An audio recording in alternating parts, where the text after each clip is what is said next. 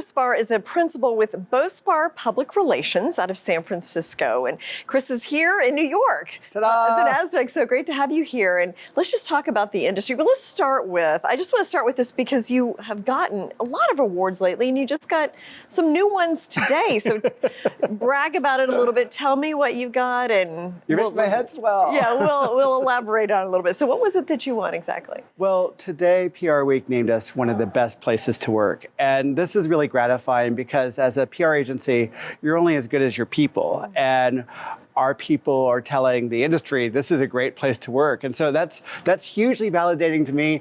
I want to dedicate this award to all my bad bosses. Yeah, there you go. What do you think it was what do you try to do as an owner and manager of a firm to make it a good place to work?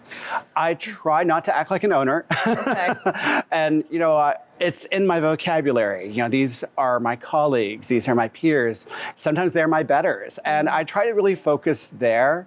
I also think that being a remote first environment in the start of 2015 really made us focus on people in a way that most brick and mortar companies did not or were not able to. We were able to invest so much more in our staff's happiness and our staff's development. We were able to appoint someone to just handle training.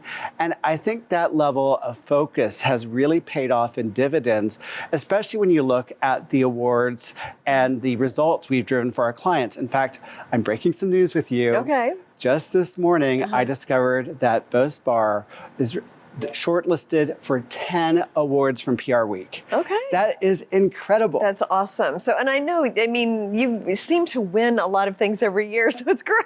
It's great that we practice what we preach. Right. So, let's talk about the industry a little bit. And you're particularly focused on tech companies because you're based in San Francisco. So, how does that look for you? Well, tech companies are reacting to the economics earlier than anyone else. And we did research that discovered that most marketers and tech companies feel that we're already in a recession, even though it has yet to materialize. And I think this shows that tech is always at the forefront and that people are reassessing their PR spend. In fact, part of the reason I'm in New York is one big major company, which I cannot name, has asked us to pitch their business because they said they don't want to work with big, huge agencies with big, huge retainers. And I think that people are looking at their PR spend that way, thinking, how can I get PR but not put all the money into a traditional brick and mortar agency? And I know you work really hard. I can speak from experience. I'm getting emails and pitches but you're doing that for your clients. So you're working really hard. Now, how do you navigate this kind of downturn in the economy or at least the fear of it? How do you still get your clients' message out? Well, we're advising our clients to talk about what's going on right now. Right now, everyone's talking about recession and how to, make sure you're getting the most value. And really, it's about value. It's about making sure you're talking about meaningful case studies about how you can make sure that you're doing the most to take advantage of these times and how you can provide return and how you can get something to last even longer. And so these were very much the messages that resonated in 2008 when we saw that downturn.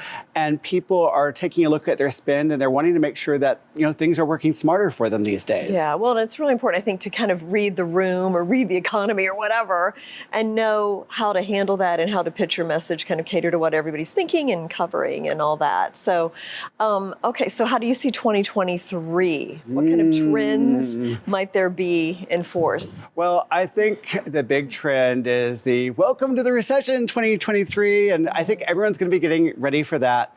I think we're going to be seeing a lot of movement in social media as people decide whether or not to break up with Twitter.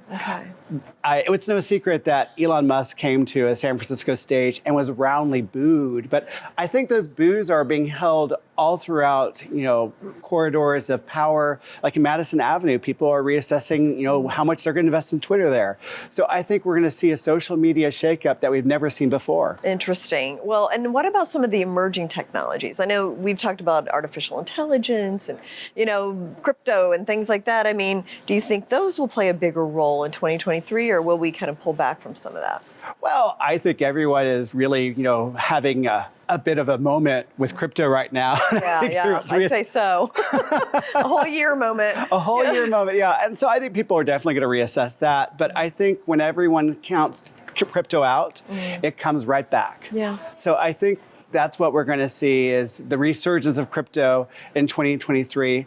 I think that the big things that happen during any economic moment like this is people really pay attention to their data and their data stack and those analytical tools to measure things.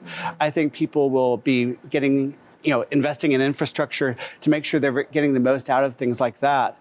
And I think that from a, employee point of view, which of course today I'm really thinking about, I think people will be working with their staff to really focus on their own development. So they're making sure that they're getting more from their colleagues than ever before. Yeah, these tend to be kind of building times when you're in a bit of a downturn and you're building your technology or, building your staff and doing those things until things turn around again. Okay, any final thoughts? I would say that, everyone's kind of concerned about the economy, but let's remember that, the time we had the last downturn, that meant a lot of people in very big companies were shaken out and they went to start their own companies and we got a whole bunch of new innovations because of that.